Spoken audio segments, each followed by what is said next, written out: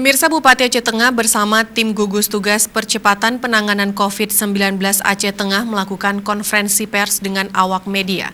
Kegiatan ini terkait sejumlah penanganan yang dilakukan jajarannya dalam upaya pencegahan penyebaran virus corona di Aceh Tengah.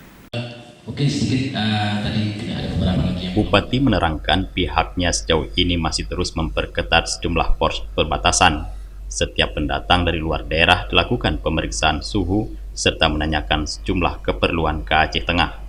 Sejak seminggu terakhir, dalam rangka menjelang new normal, gugus tugas Aceh Tengah mewajibkan setiap pendatang dari zona merah, baik Medan dan Pulau Jawa, untuk membawa hasil tes atau swab PCR dan minimal surat bebas influenza untuk bisa masuk ke Takengon. Hal ini dilakukan demi mencegah penyebaran COVID-19.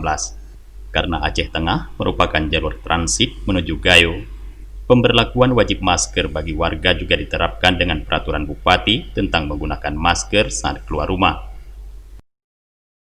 Kemarin sudah lakukan usir di Jawa, kalau tidak jelas, kalau hanya pedagang, grosir itu apa? Itu sementara dilarang, kita tutup. Yang berasal dari daerah merah, terutama yang belum dari luar. Kalau hanya grosir, kita punya grosir juga di sini bisa online. Tidak usah hadir grosir di sini dengan alasan harus hadir untuk transaksi langsung. Ini bakal kami sampaikan kepada Dr. Yudhiyah kemarin, kalau tidak mau diisolasi, usir. Maka kemarin mau diisolasi. Kemudian mengenai ada dari PLTA beberapa orang. Kalau kita terus di sana, meskipun dibantu makan, dibantu oleh PLTA, tetapi petugas yang lain kita keluarkan juga dana sewa. Karena ini tanggung jawab kita.